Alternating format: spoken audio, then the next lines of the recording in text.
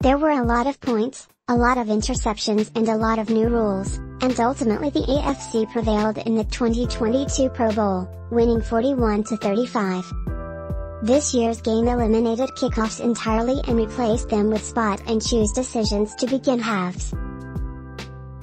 After that, following each score, the scoring team could retain possession of the ball at their own 25 and be faced with 4th and 15 or give the ball to the opposing team and try to stop it. More often than not, the two sides opted for the former and very rarely converted, and even threw several interceptions on those attempts.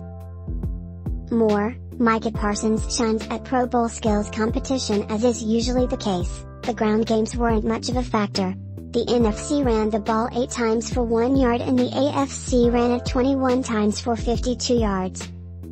All 6 quarterbacks saw action, with Kyler Murray, 18 for 27 passing, 160 yards, 3 touchdowns, seeing most of the playing time for the NFC and Mac Jones, 12 of 16 passing, 112 yards, 1 touchdown, doing the same for the AFC.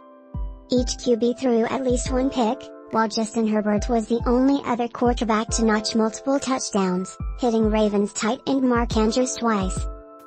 Sporting News Awards, Cowboys, Bengals breakthrough in votingAndrews led all receivers with 5 catches for 82 yards and 2 scores, while Mike Evans was the NFC's leading receiver with 2 catches for 50 yards. Each team fumbled multiple times, but the NFC was the only team to lose a fumble, while 7 different players notched interceptions, including Darius, Leonard and Antoine Winfield Jr., who both had pick sixes. The AFC's win is the conference's 5th in a row and extends its all-time series lead to 26-22. Sporting News tracked updates and highlights throughout the 2022 Pro Bowl. Follow along below for complete coverage.